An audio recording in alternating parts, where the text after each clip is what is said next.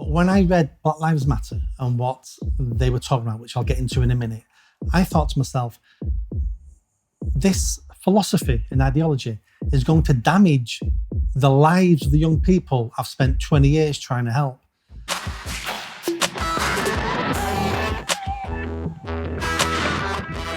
Hello and welcome to TRIGGERnometry. I'm Francis Foster.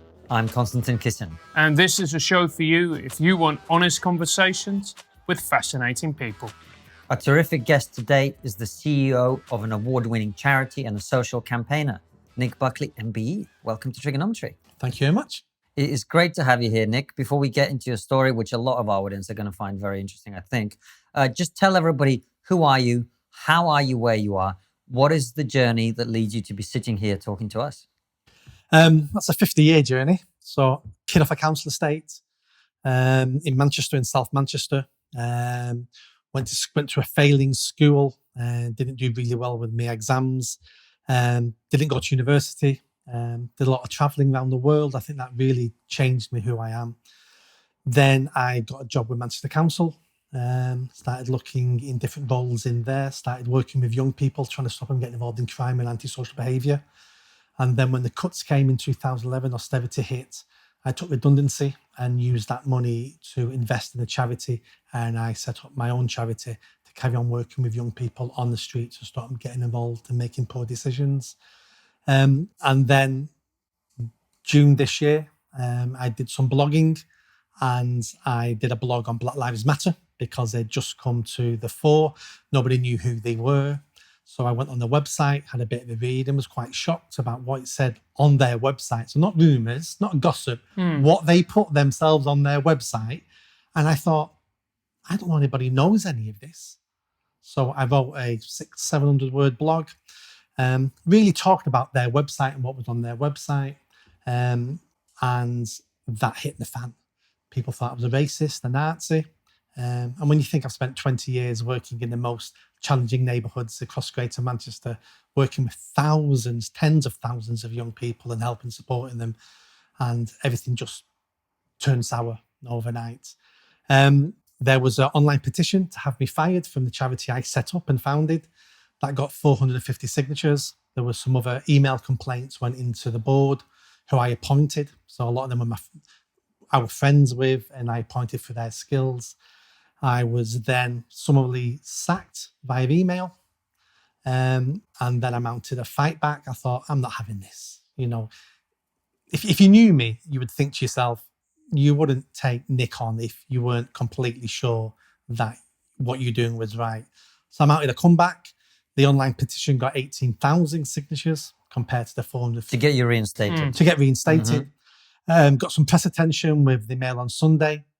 And then I had a solicitor's firm involved, free of charge, called Keystone Law. Excellent.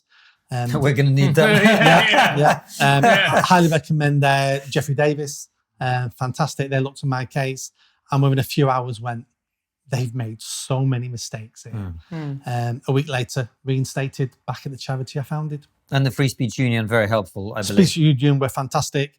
It's the only organisation I've ever joined. So I've never been a member of a political party, any other union. I think the only things I've ever joined is a local library and Blockbusters for your younger viewers. The older viewers will know what Blockbusters is. But then I joined the Free Speech Union in June, and they were amazing. I'd recommend anybody, if you like talking, join the Free Speech Union, because you don't know when you need them. And you're contributing to their coffers, and they're going to help people like me. When I never thought I was going to need any help. It was my charity. I set it up. I appointed the board. I got an MBE for it. I'm not going to get cancelled. How little did I know. Well, that's the great thing about nowadays, is that anyone can be a Nazi, Nick. Yes. You know, there's everything. Black, white Nazis, white Nazis, Jewish Nazis. It's incredible. Anybody you don't like is a Nazi. Yeah. I got poor service in the shop one day. I'm convinced they were that. Well, listen, let's get into it a little bit. So, first of all, it just boggles the mind, because as comedians, we can understand, we make a bad joke, we say something wrong, we haven't really done anything with our lives, we're sort of useless, we just talk. So if we get cancelled, it's sort of par for the course. You expect it, blah, blah, blah. But you're someone, 20 years you've spent working with disadvantaged kids, helping them make a better lot for themselves, right? Having yourself come from a very difficult background yourself, right? You work your way up, you start a charity with your own redundancy money. You get an MBE, it's your own charity, and you say something in public which is factually based about the BLM organization, and then you're sacked from your own charity. It's unimaginable, isn't it? Up to the email arriving in my inbox, it was unimaginable. I'm still in shock now. You know, the last couple of months, I'm still in shock. And you know, it's deeply affected me as well. You know, it's affected my relationships. It's affected how I view the people on the board who I class as my friends. You know, I'd known one of them 15 years. And I don't particularly blame those individuals. I don't blame individuals. You know, I put them in a very difficult situation with that blog, even though that wasn't my intention. That's what I did because I take personal responsibility for this. No one else did this. I wrote the blog, I posted it, so I need to take responsibility for it. And I still look at those individuals, and they were still wonderful individuals the day before they sent that email. So therefore, they're still wonderful individuals now. They just weren't up for a fight. And that's the only difference. So I don't want to fall into the trap that other people do. You know, they're nasty, they're evil, they're left-wing commies. They were just nice people, just weren't up for a fight. Yeah. And Nick, the question I'm really interested in asking is this: what were your criticisms of BLM, of the BLM organisation? I'll make that overt. What in particular did you disagree with? So I think first thing I need to tell you why I wrote it. Because I didn't write this because I had spare 10 minutes and I'm always sticking my nose into other people's business. And I've never commented anything around Extinction Rebellion, who I don't support. But Extinction Rebellion doesn't fall under the remit of my charity of what we're trying to do, what we're trying to achieve. So I wouldn't comment on that because I'm not an expert. But when I read Black Lives Matter and what they were talking about, which I'll get into in a minute, I thought to myself, this philosophy and ideology is going to damage the lives of the young people I've spent 20 years trying to help. It's hard enough being brought up in the inner city. It's hard enough being brought up in poverty without having a national movement, an international movement telling you that you're a victim, that the police are out hunting you down every night, that the reason why you fail is because you're black, you're brown, because you're Muslim, because you're this, because you're a woman. And I know a lot of young people, and it's quite tempting. And I was one of those. That's why I've only been doing this for 20 years and I'm 52. So what did I do for the other 30 years? I wasted my life. That's what I did. So I know how easy it is to get distracted. So if we're giving young people a solid gold reason not to try in life, because what's the point? I'm black. What's the point? I've been told by all these politicians that, I'm a victim. Then I'm there going, no, you're bloody not. And don't listen to them because that's a self-fulfilling prophecy. If you think you're going to fail in life, I guarantee you're going to fail in life. And success is what you make it. Success isn't you're going to be an international footballer. The odds are you're not going to get that. But you can judge what success is. And success might be stacking shelves at Asda and having a legal job that pays the rent and you can have a wife and kids. That's success. But also if you want to be a doctor or a nurse, or it doesn't matter, sort out yourself what success is and then aim for that. Because we're not all going to be brain surgeons or footballers. So you deem what success is. And when I read what they wrote on their website about dismantling the nuclear family, that's the biggest problem we've got in inner cities. No bloody fathers. And they want to dismantle the nuclear family and break it down. And then you read they want to defund the police, which means abolish the police. I don't know anybody who wants to abolish the police. You tend to have police where we have crime. And the poorest people in the poorest neighbourhoods are the biggest victims of crime. Not the leafy suburbs. It's the people living in the inner cities. And all of them, and someone who speaks to a lot of them, they all want more police, not less police. And we've seen what happened in America when all of a sudden the police disappear. gun crime goes through the roof, violence goes through the roof. Look at New York City at the moment. I think homicides have increased 200-300%, something like that, over the last few months. And we're telling the poorest people and the people who need the most and the most protection that we're going to abolish the police for you, mate. And I'm reading all this on their website and I'm thinking, they're either nutcases, but I've read some more and thought, they're not nutcases, they're Marxist. This is the way to tear down our society and our culture and our country, especially when they say we want to overthrow capitalism. Well, what does that mean? Well, there's only one option from capitalism, and it's socialism, which means communism. And we tried communism maybe a dozen times last century. We gave it a really good go, mate. We gave it a really... Yeah. Your ancestors gave it a really good go. Yeah. And did it work anywhere? No. All it left was tens of millions of bodies. And capitalism isn't perfect. Capitalism is, what the church will say, it's the worst, best system we've ever come across at the moment, that we've developed at the moment. It's not perfect. And capitalism has a tendency of leave, the poor and the vulnerable stacking up at the bottom. And that's the people we need to help.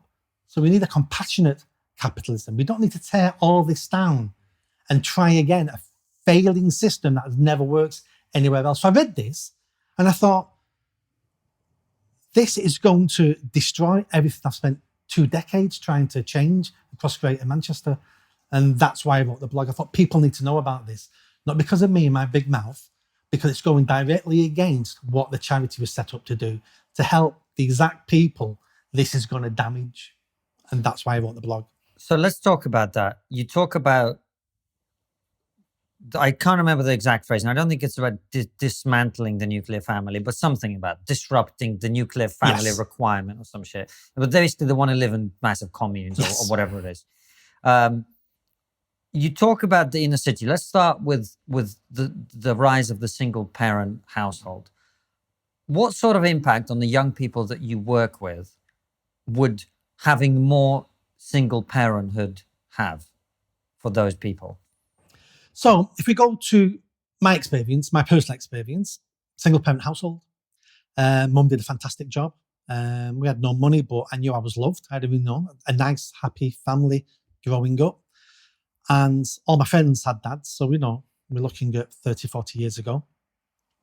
And if you'd have asked me then, do I miss having a father? I had no memory of my father. I think we left when I was 2. And the answer would be, no, I've not missed it at all.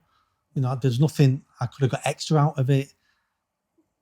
But then the first time I realised I had missed out, I was 23 years old, sat with my friends in a beer garden in Manchester one summer's day, having a drink, and everyone's talking about shaving.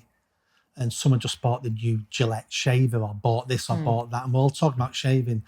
And they all said they shaved the way the dad taught them to shave. And when it came to me, they said, how do you shave, Nick? I went, I've got an electric razor. Oh, why do you use electric razor? And I said, well, I looked in some drawers once in the house when I was 14 and found an old electric razor and I started shaving with that and I've shaved with it ever since.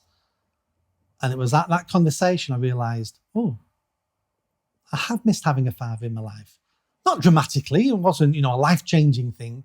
And then I started thinking, if I missed out on that, what else have I missed out on to help me mould me into being a man, to having, inspiration, to trying to achieve something? And the answer is I don't know, because you don't know what you've missed when you don't know it was there.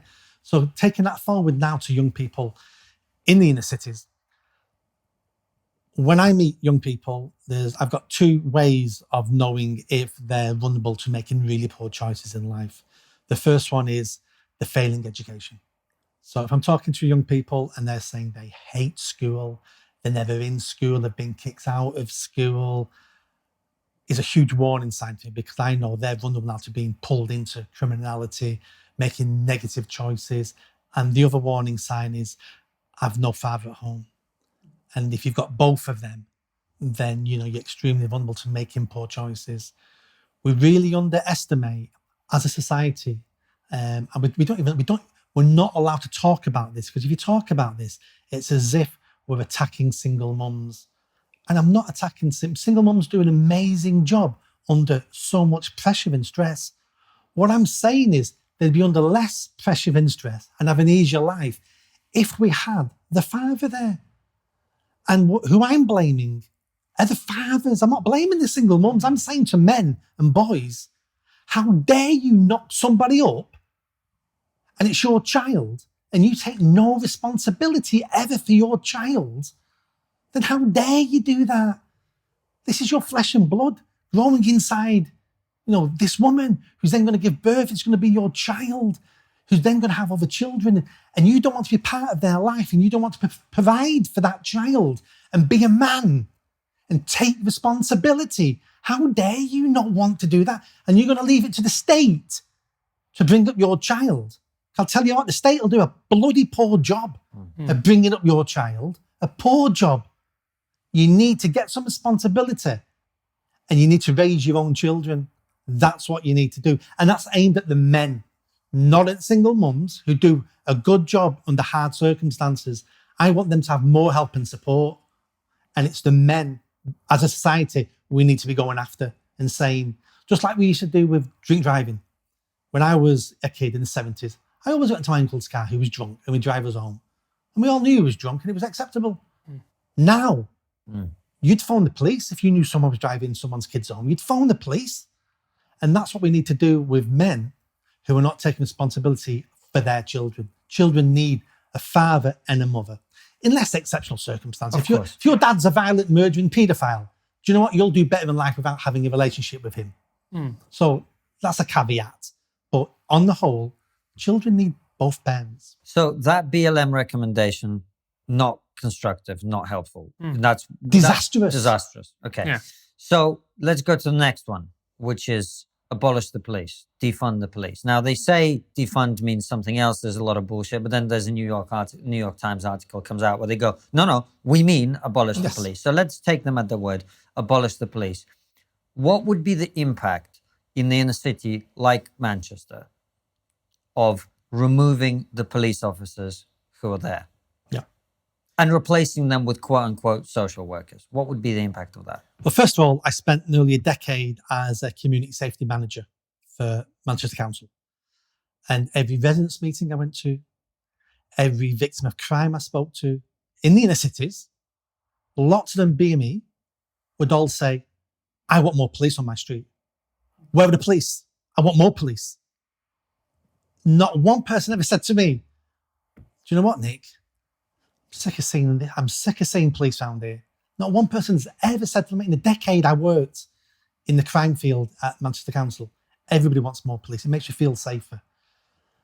If we reduced the amount of police, and we have done across Greater Manchester, I think we've lost over 2,000 police officers in the last decade because of austerity. The Met has lost a hell of a lot more than that. If you take police out of those neighbourhoods, you're basically handing it over to organised crime, and you're handing it over to dysfunctional young people who commit low-level crime and antisocial behaviour and will run amok. I remember growing up on a council estate 50 years ago where antisocial behaviour and low-level crime was not only every day, it was culturally acceptable. I remember some kid running across my street with half a leg of lamb, half a lamb, because someone was delivering meat to local butchers, and as he popped in, this lad jumped in the back and picked up half a sheep and ran on with it. And everybody knew who'd done it. No one said anything. It was all acceptable. We've got away from that now because it looks like a victimless crime, but there is no victimless crimes in society. And if we remove police from these areas or just reduce them, antisocial behaviour will go through the roof. Low-level crime will go through the roof. And then we'll have organised crime taking over.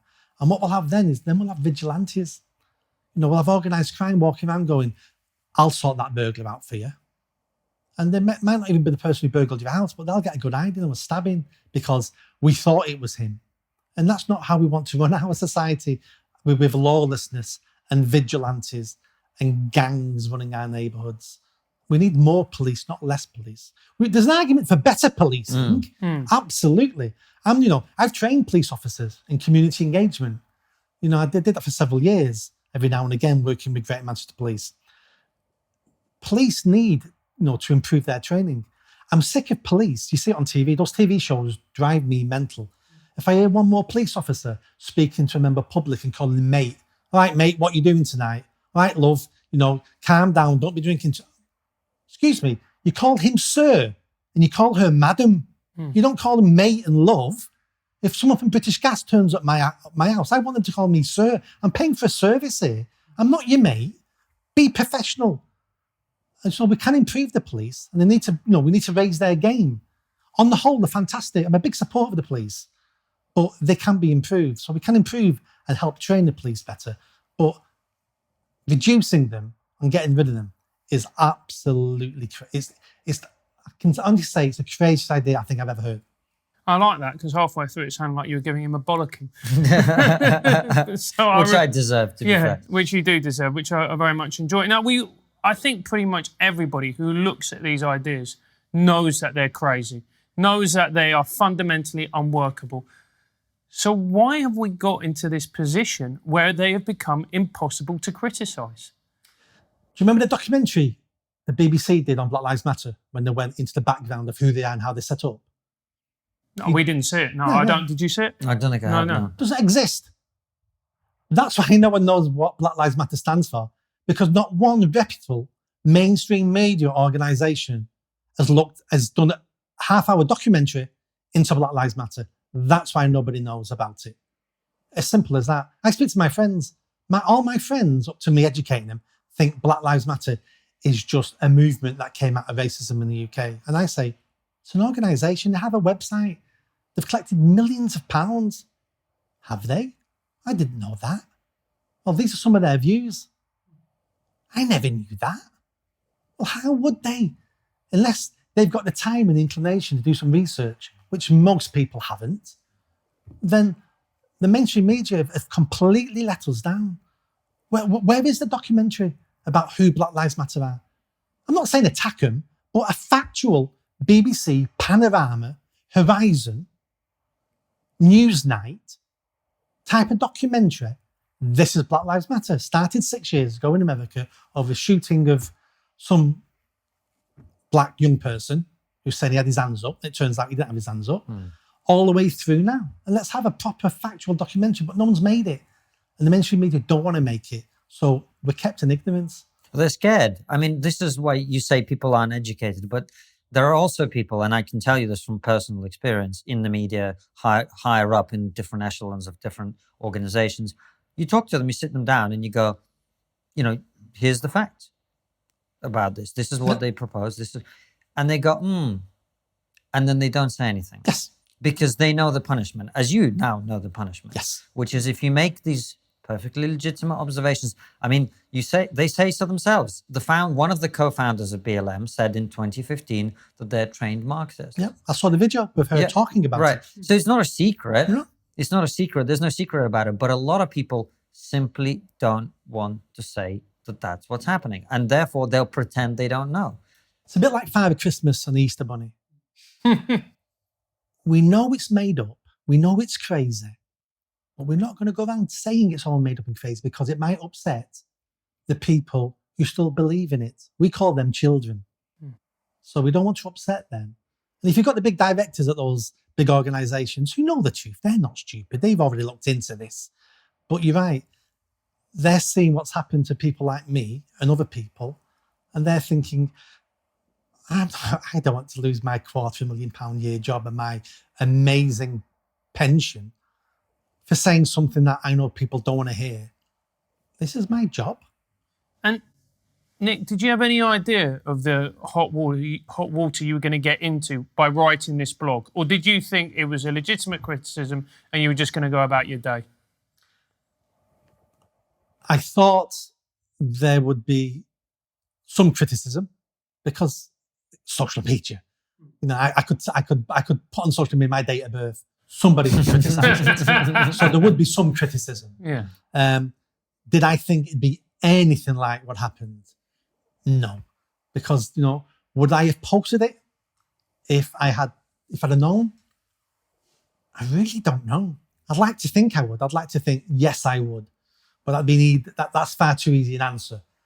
Would I have posted it knowing that the turmoil and the hurt, and just what I've been through, what I have done it.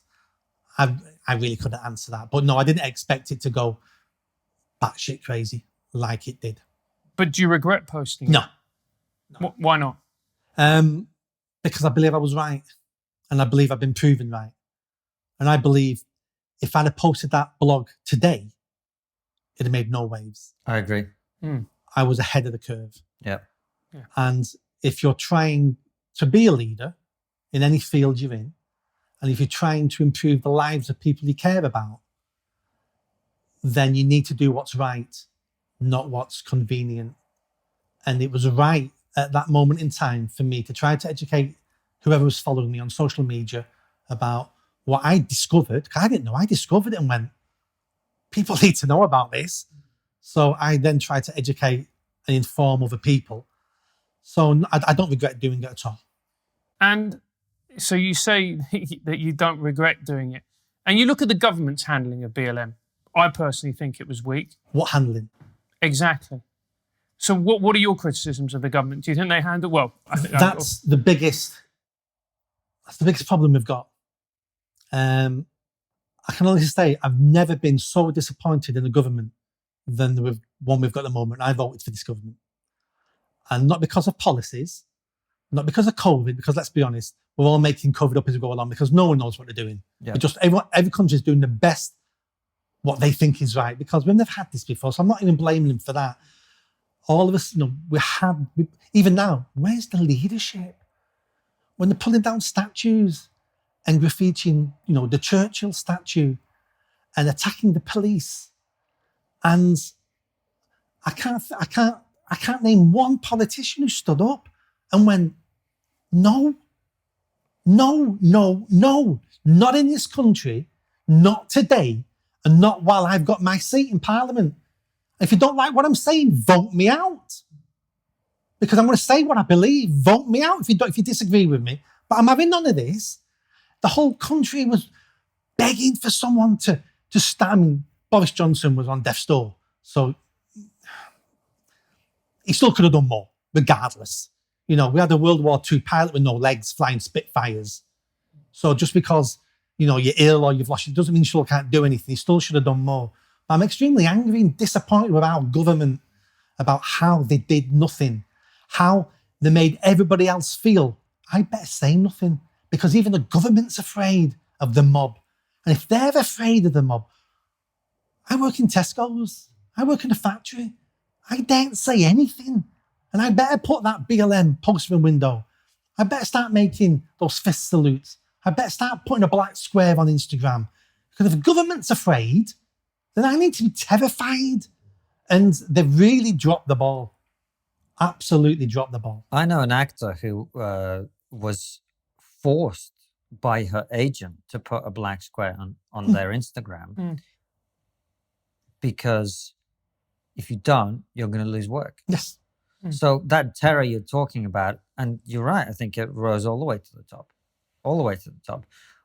But coming back to you and your situation, it sounds to me like the people who sacked you from your own charity, they didn't do it because they were sort of ardent BLM marchers who'd been out there protesting.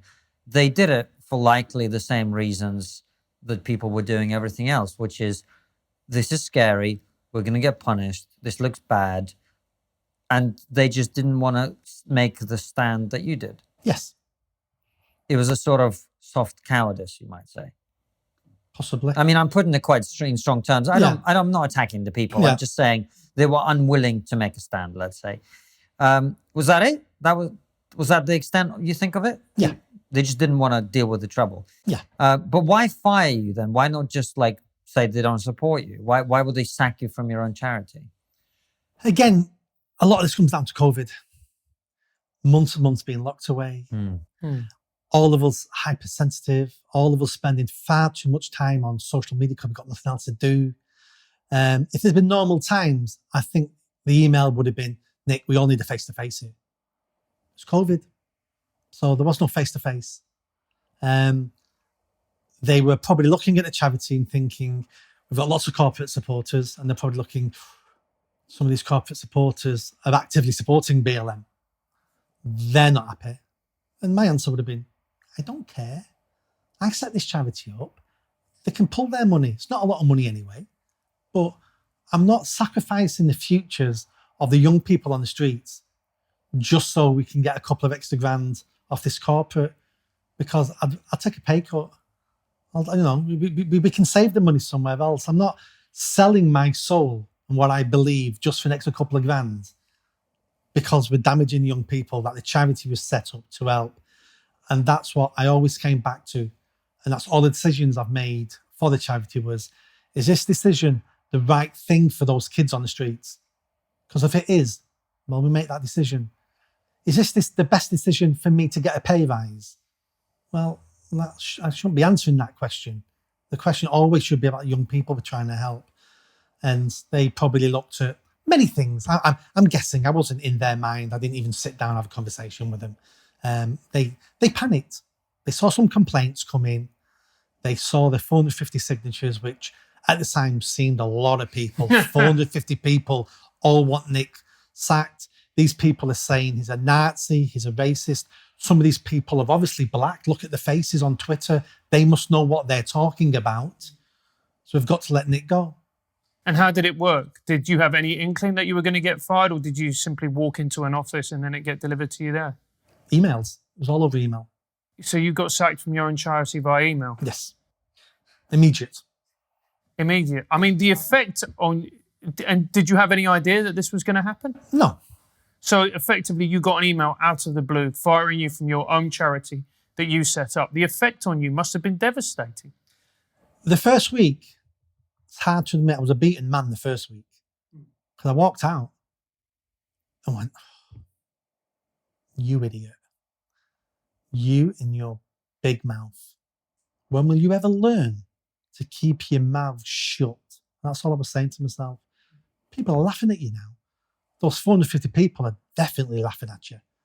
People you've worked with, other agencies, other charities, they're all laughing at you. Who does he think he is? He was always spouting off in meetings. He was always saying we could do better. He was always saying our plans were wrong. And look at him now. Yeah. We're all glad that. And that's what I was thinking. The first week, I was a beaten man, absolutely. I look back now and I think, I couldn't have got any lower. And then the second week, I got a phone call off a friend who said, what are you doing, Nick? I said, what do you mean? He went, you've not replied to anybody. Not one email, not one anything on social media. You've not challenged anybody. You know, they're calling you Nazi here. You've not even come back, even with an insult to them. You've just accepted it all. And as if you're guilty. And we all know you're not guilty. Why are you lying down? Because I was beaten. So I went to bed that night and I didn't sleep. And that's all that was going on in my head was that conversation. And I woke up next morning and I thought, right, the least I can do now is fight back and clear my name. Probably won't get my job back, but unless I clear my name, my next step in my life is going to be a lot harder because it'll be, do you remember Nick, the Nazi? And I thought, well, that can't be around the rest of my life. So I thought, at least I need to fight back. And then coincidence happen in life. You know, I've always had a lot of good luck. I always argue, is it good luck or was it the fact that I was willing to take an opportunity that arose? So I don't think it was luck. But anyway, that morning, knock on the door, open my front door. Hi, I'm a reporter from the Mail on Sunday. Can I have a chat? And I went, just the man. Let me get the kettle on. So it wasn't that flippant. I went, come in, I need to properly think about this before I do an interview. And I wasn't that flippant. So we had a good chat, gave an interview, and I thought, well, that's the beginning of the fight back. Let's get some national press on this. And then one of the former trustees of the charity phoned up and said, I can't believe what's happened. He said, do you mind if I set up an alternative petition to get you reinstated? Because I don't want to do it without asking you in case it makes things worse. I went, no, do it. So he set that up. And then I went on the offensive, as much press I could do. Went on talk radio quite a bit. Lots of stuff on Twitter and Facebook. That was generating lots of complaints then to the charity board to say, why did you sack this man? So all of a sudden I flipped the pressure. Pressure wasn't on me anymore now. pressure went back onto the board of the charity. Why have you done this? What was their formal reason for sacking you? Formal reason was bringing I think it was 3 points. Never mentioned the blog. So 3 points was something like bringing the charity in disrepute, spouting political ideology, and breaching Charity Commission guidance. It's interesting. Do you think that if you'd made a statement in support of Black Lives Matter, do you think that would have been regarded as spouting political opinions? No, because almost every charity before that was all supporting Black Lives Matter. That's interesting, because I would imagine that's sort of a political position as well, isn't it? If it's a political position to criticise, then it's a political position to endorse. Right. It turns out, when you read the Charity Commission guidance, none of that comes under their definition of political. It's about supporting British political parties around laws or getting them elected. And this was an American organisation, so it didn't even come under that. Yeah. And so this happened, so you started your fight back. At this point, did you want to return to the charity, or did you just want to highlight what actually happened to you and the injustice behind it? To begin with, I was trying to clear my name. That's how I thought this is, like you do in life when you got plans, you have a series of goals. And my first goal was, I need to clear my name. I can't be known as Nick, remember the charity guy, the Nazi? So I wanted to clear my name on that. The best thing that someone called me was a compassionate Nazi. I got a tweet saying, I'll take on board your 2 decades of working in these tough neighborhoods, supporting kids, and you're obviously very compassionate, but you're still a Nazi. You are a compassionate Nazi. And I thought about changing my Twitter handle, and I thought, no, I don't want to go for the rest of my life with the word Nazi in my Twitter handle and stuff like that. But I thought it was quite funny. So I wanted to clear my name first of all. And when I could see that was happening, and I was getting, I literally got maybe 1,000 personal messages on Facebook, on Twitter, from all over the UK, from France, from Australia, from America, saying we've seen it in the press, you've got our full support, anything we can do.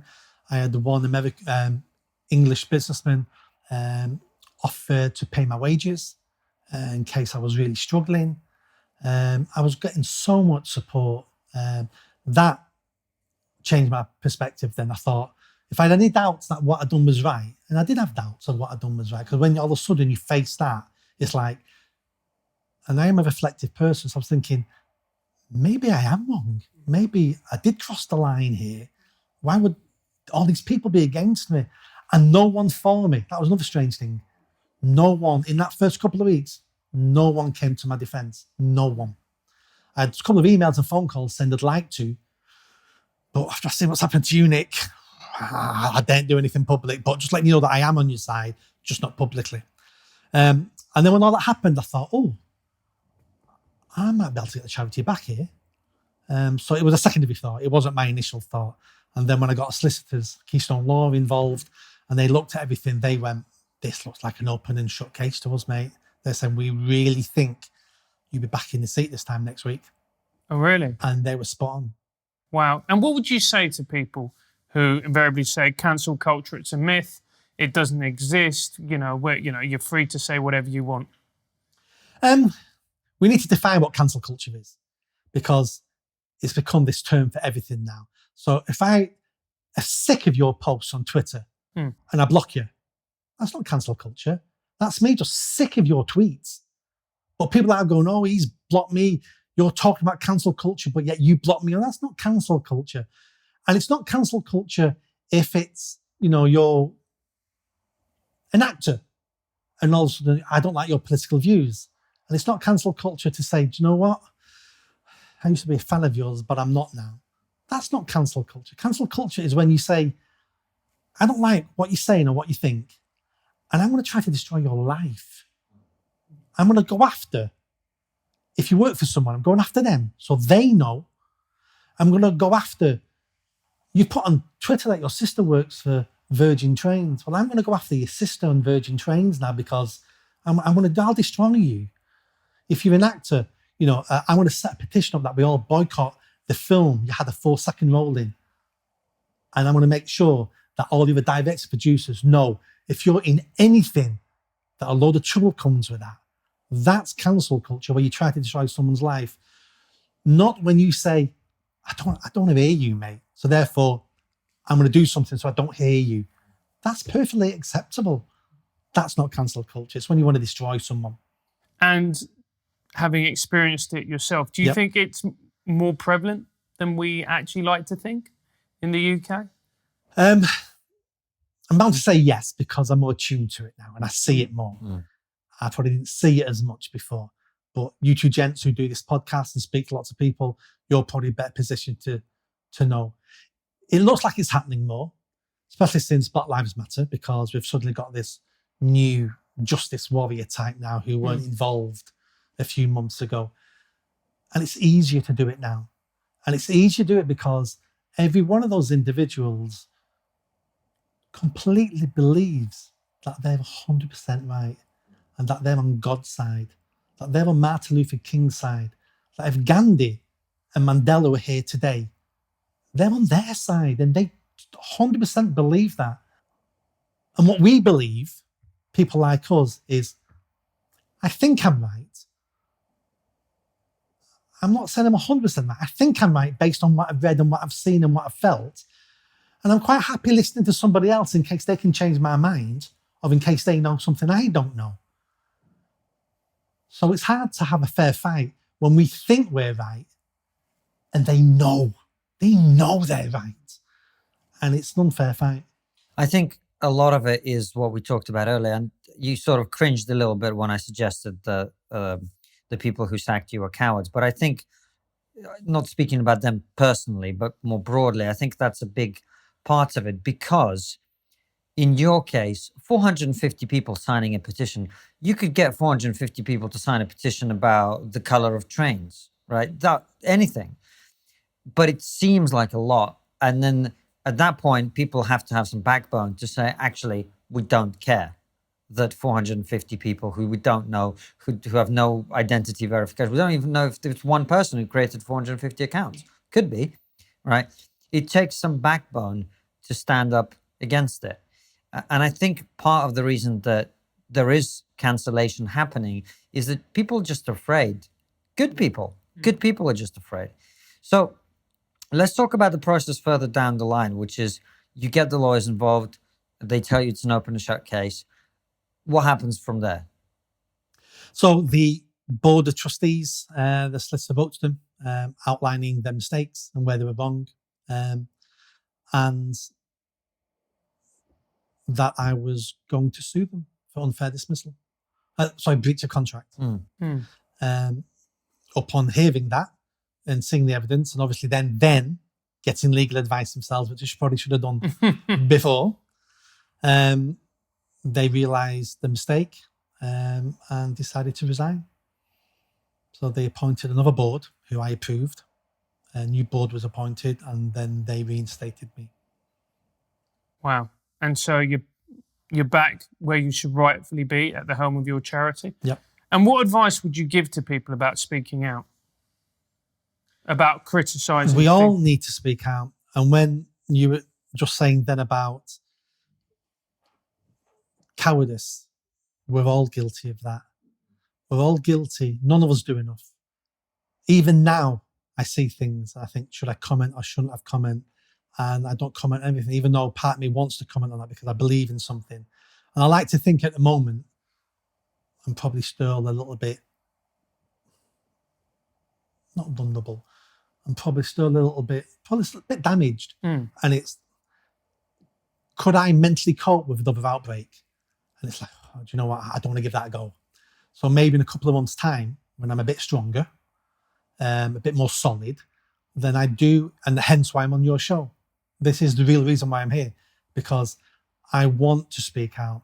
I want to be a voice for everybody else. I want to show people and tell people this can be beaten, and it can be beaten fairly easy. Nobody puts up. When I fought back, no one fought back against me. They didn't rise back up, just like school bullies. When it's 10 of us, we're going to pick on you something awful. All of a sudden, you're fighting back. Someone easy around the corner to bully. Let's go have a go at them because you're just causing too many problems for me now as a bully. I'm going to go pick someone else. nobody, when I started to fight back, there was no negative comments on social media. No one's emailed me to complain that I'm back in post. No one's emailed the board saying, why did you take that Nazi back? They shut up. Once that Mail on Sunday article hit, every single one of them shut up, because all of a sudden there's thousands of people online in support of me. And they all went, oh, we're not taking on a crowd. That's too dangerous. We know what it's like when you're a crowd and what you can do to people. That's a bigger crowd. We're not taking them on. So we all need to stand up. What we don't need is martyrs. I don't want people losing their jobs standing up over something that was trivial or something you couldn't change. We don't need more martyrs out there who are self-sacrificing themselves, but everyone can do a bit. And if everyone just doesn't, we're the silent majority. The vast 90% of the country agree with us. If everyone earned just a tiny bit and you add all that up, that's like a tidal wave of support. And we can crush the dissent that we get. And these lunatics, we can crush them in a nice way. And that's what we need to do. Everybody needs to do their bit. So if you read something on Twitter and you think, yeah, I can retweet that, retweet it or like it. If you want to comment on something, but be sensible. What we don't need is our version of those nutcases out there, because all you do then is you give them another reason to double down and say, no, look at that, some of them are racist. We don't need to play their game the way they go. We need to beat them, first of all, with emotion, not facts. They don't want to hear facts. You can give them all the facts you want. They're running on emotion. So we need to tackle them with emotion. And we need to say, this is what we're trying to achieve. We want to achieve the same things as you, a fairer society, no racism, lots of opportunity for everybody, no homeless people. We want the same things as you. Of course we do. But these are our ways of getting there. With some of your ideas and some of our ideas, we can get there, as opposed to saying, we're just going to attack them for attacking them, saying, we need to have a better strategy of how we're going to do this. And I'm sort of formulating one at the moment. So I'm either going to write some articles or maybe a book or something about how we do it. And it's not about attacking them. Yeah. Because the vast majority of them are decent people. We need to pull them onto our side. What we don't need to do is to be knocking them off one at a time and beating them. Let's pull them all on our side.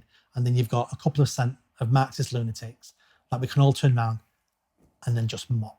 So it's about being a compassionate Nazi. Being a compassionate Nazi, yeah, exactly. When you run for office, that can be a slogan, mate. No, I agree with you. And I think the point you're making is very important, which is, I've been thinking about this for the last few months, which is, if this is a war, which is kind of been set up. It can't be a war. That's my point. It can't be, because all we're doing is, it's a civil war. Yeah. That's my point. We all lose in a civil war. Yeah. This has to be, I hate the word war. I hate the term culture war. Yeah. Because what we're doing is subconsciously we're setting each other up in camps. Yeah. And America now is getting close to a physical civil war. We've got people killing each other now. This needs to be a war of ideas. It needs to be a war of emotion. What it really needs to be is a conversation, Nick. And that's what you're saying, is you have to be sensible. Yeah. So that other people don't get put off. Yeah. So you can actually have a conversation. I don't think we're there yet for conversation. No, we're not. That's why I'm saying to people, we need to tackle them with positive emotion, because they're running on emotion. Yeah. They're not willing to listen to facts or have a conversation or to give you the benefit of doubt that used to are not racist. So if they can't give you I give everyone a benefit of doubt that they're not a racist, unless they prove me wrong. I give everyone a benefit of doubt that they're a decent person, unless they prove me wrong. And that's how we should treat everybody in society, but they're running on emotion. So I'm not sure how we do it yet, but having conversations and telling facts, we can do that. It's like house come home. And would you change anything about your experience or what you went through?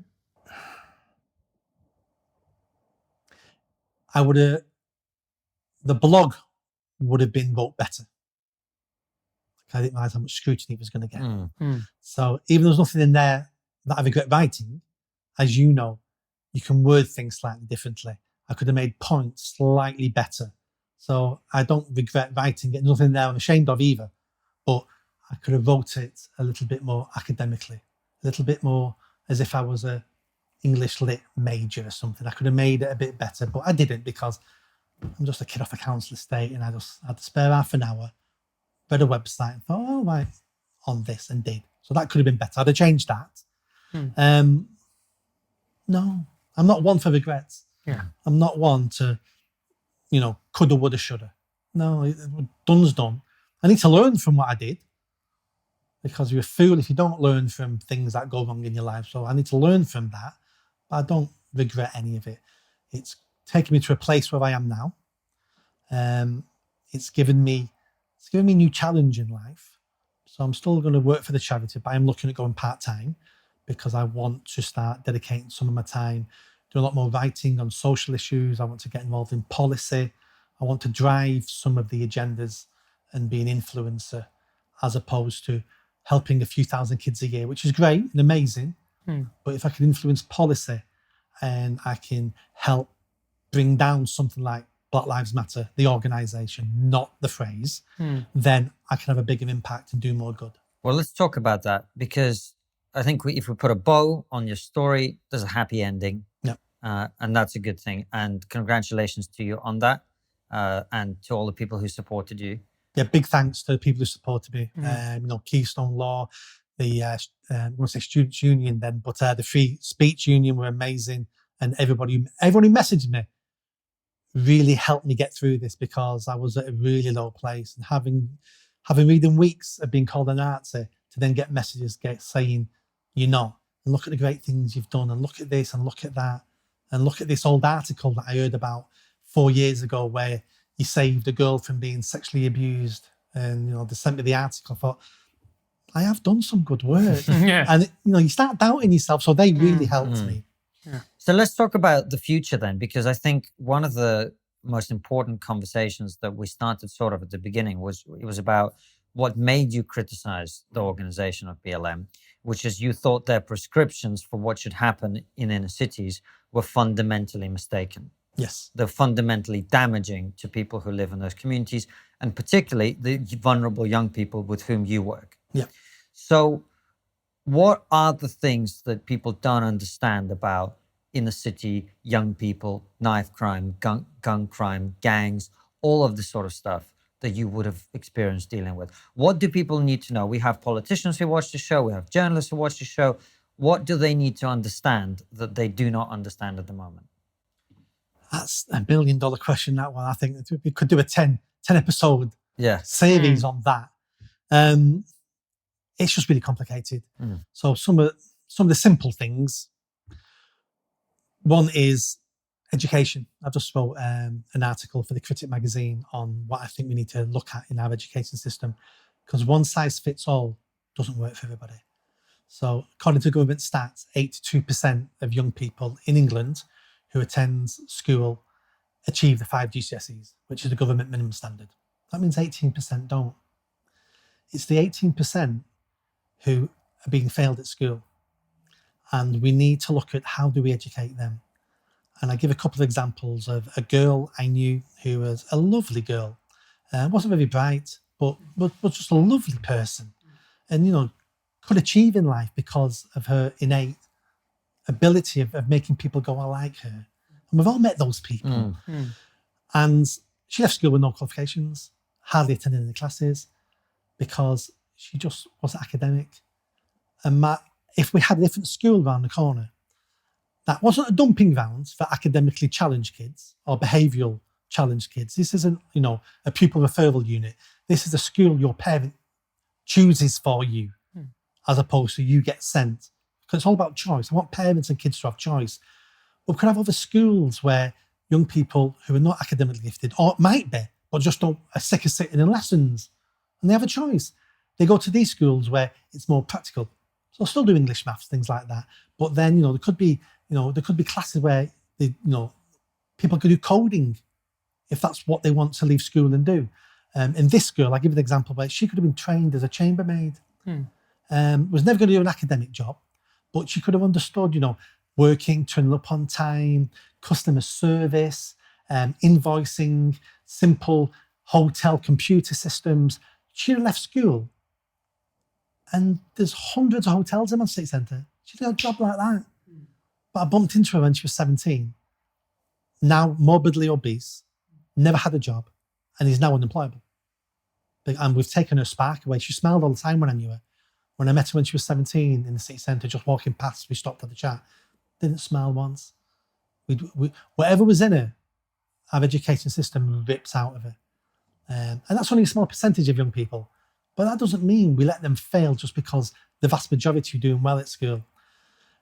And those young people are also the young people then who then get dragged into crime, they get groomed, because they get kicked out of school because of the behaviour, or they stop attending school because, you imagine you go to school for 11 years. Imagine going to school every day and you're not academically gifted, and every day you sit in a class and every day they make you feel more and more stupid.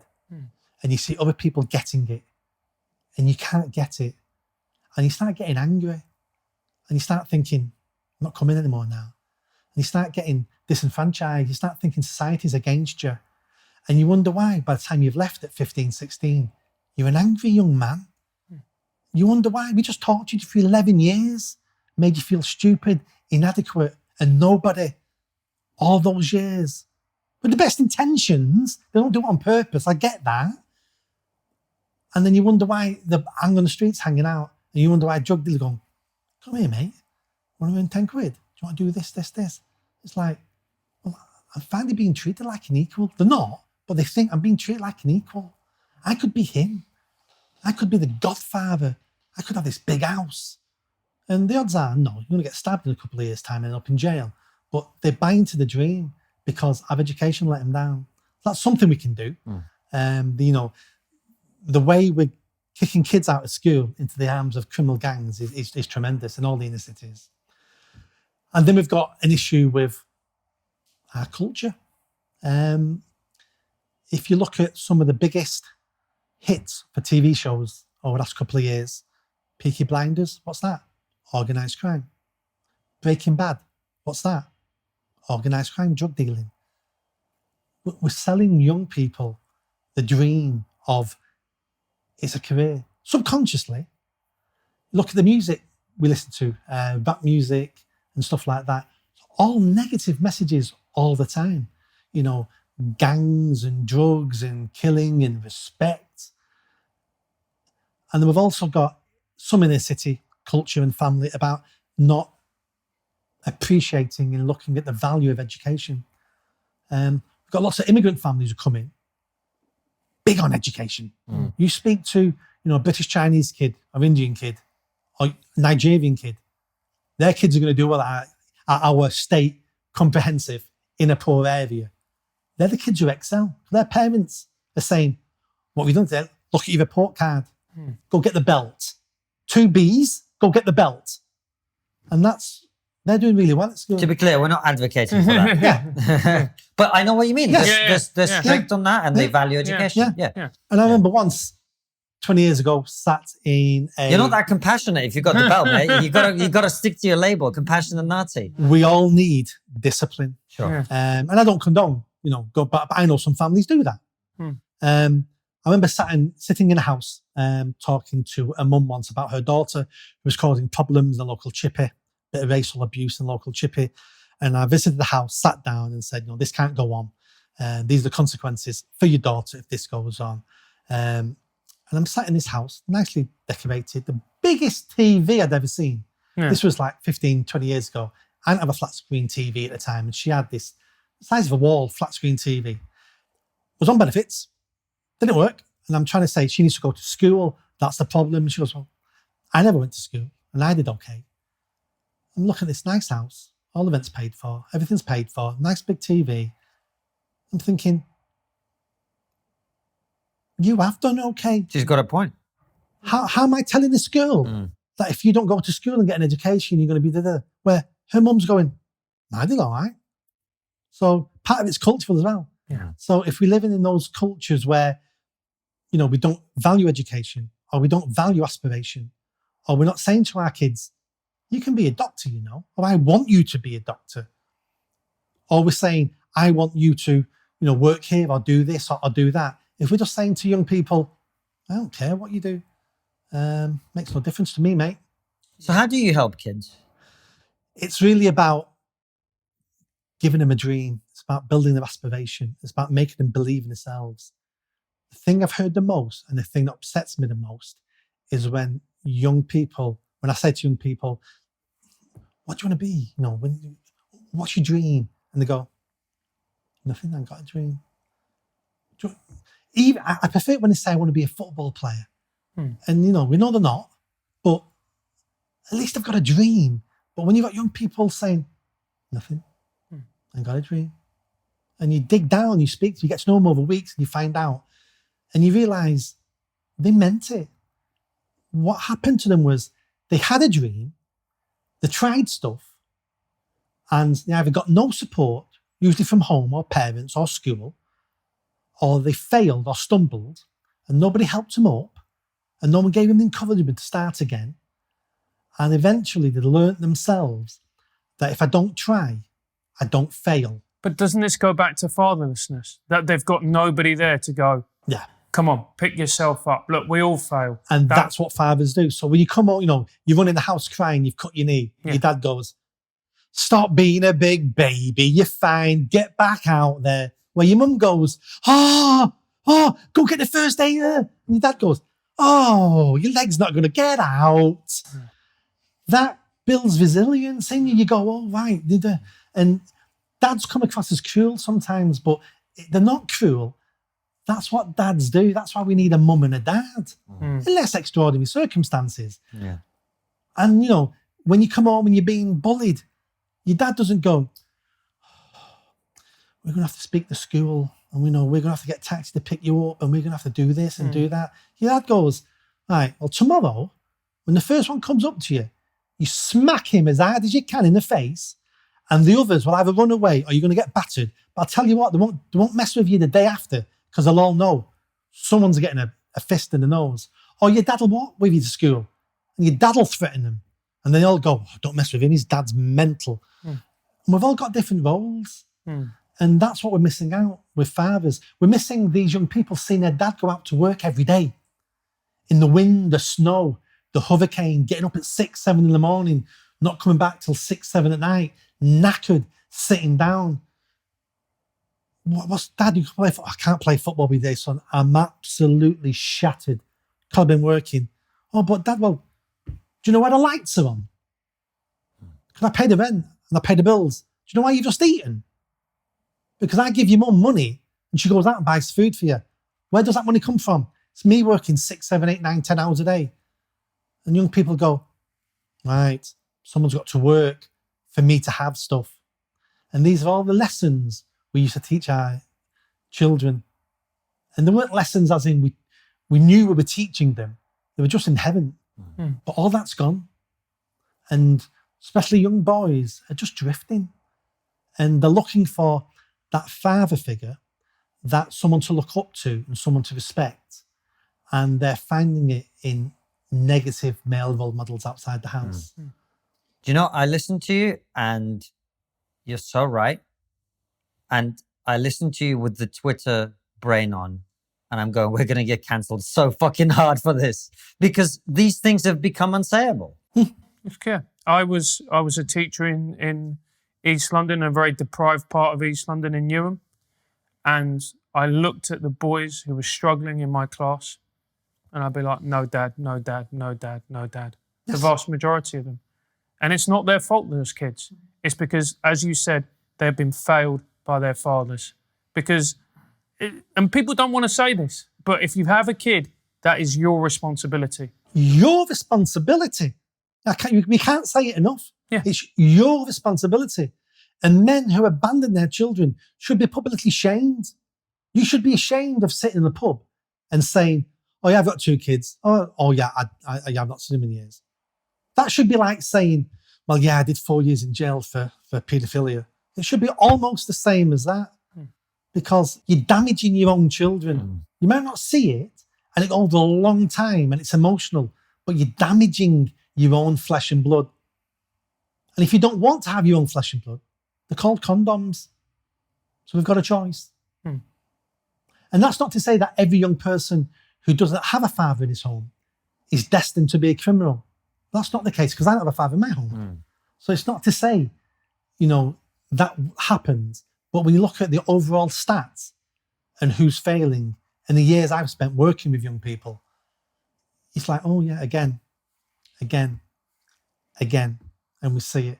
And there's a wonderful book by it's called The Boy Crisis by, I think it's Warren Favell. Have you read it? Yes. You need to, if you've not read it, you need to read it. It's a wonderful book, and it talks about all of this. Before we go, just one question I want to ask Nick. What advice would you give to someone who is going through an experience similar to yours? What should they do? What should they not do? First thing is join the Free Speech Union, because they're great and they can help you. Don't ever apologize for something you're not sorry for, because I wouldn't do it. So if you've done something and you know it's wrong, then you need to apologize. It's called being a decent human being. But if you've done nothing wrong, don't apologize.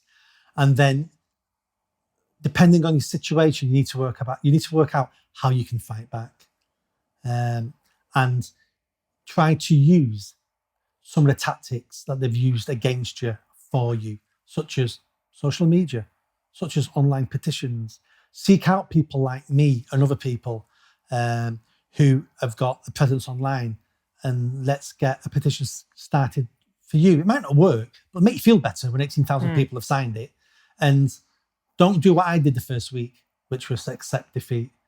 The biggest mistake they made with me was they gave me nothing else to lose. And when you put someone in the corner who's got nothing else to lose, you either die or you fight your way out of that corner. And if they've done the same to you, then that's your choice. Either die in that corner or fight your way out, because you've got nothing else to lose. One of our favorite quotes on this show is the Fight Club quote. I don't know if you've seen that movie, which is, yes. It's only once you've lost everything that you're free to do anything. And thank you for coming on the show, Nick. Thank you for taking the stand. I'm glad you landed on your feet. And it sounds to me like there's some really great things ahead in the future for you, and as a result for young people in this country, because I really think you can make a huge contribution to improving their lives. And I hope people who watch this and people who listen to this, who have the ability to change things, take what you've said on board. With that in mind, as always, we've got one more question for you. Which is, what's the one thing we're not talking about as a society, but we really should be? We're talking about a little bit, but not anything like we should. And it's the knife crime epidemic that we've got. How have we got hundreds of young people stabbing each other to death every year? And it seems as if we are lost for an answer. It baffles me. Part of it is we don't understand. People who are tackling it obviously understand it, but the vast majority of people don't understand it. People think it's really drug turf wars, and it tends not to be about drug turf war. It tends to be about respect. It tends to be about, have you seen what he put on Twitter about you, about your mum? Are you going to have that? I wouldn't have it. If he said that to me about my mum, I'd knife him. And all of a sudden, that young person then feels like there's nothing else I can do now. All my friends are saying, I wouldn't have that. And then they're backed into a corner, and then we have violence. And we're not looking at it seriously enough, and we're not tackling it enough because of the racial element we have. And everyone, again, is paranoid about looking at it because it's predominantly young black men stabbing other young black men. And I had a thought the other day, which I've not really looked into, and it just popped in my head. 150 years ago in the UK, we had a problem of dueling, and that was all with respect. So we'd have, sir, you said, what about my wife? I will see you tomorrow at dawn. And we had people stabbing and shooting each other to death over respect. We need to look at why that happened and how we tackled it. In other countries, how have we tackled young men taking offence, which is easily done in every culture throughout history, and resorting to violence, which is what young men do. So this is a new problem. But we don't, I can't see anywhere where we're looking at it and coming up with solutions. We just seem to be, all we seem to do is an outcry. How can this happen? And I think it's a shame. Well, Nick, thank you so much for coming on the show. If people want to find you on Twitter. Twitter, Facebook, all those places. Nick Buckley, MBE. Perfect stuff. Thank you so much for watching the show, guys. We hope you enjoy it. Please follow us on Twitter and all the usual socials. And if you want to see a show of ours, Wednesday and Sunday are episodes. Tuesday, Thursday, Friday, and Saturday are our live streams, and they always go out 7 p.m. UK time. See you soon. Thanks for watching, guys. As always, subscribe to the YouTube channel. Click the bell button next to the subscribe button so you get notified when a video comes out. And follow us on all the social media @TriggerPod. And also leave us a nice review on iTunes and spread the word.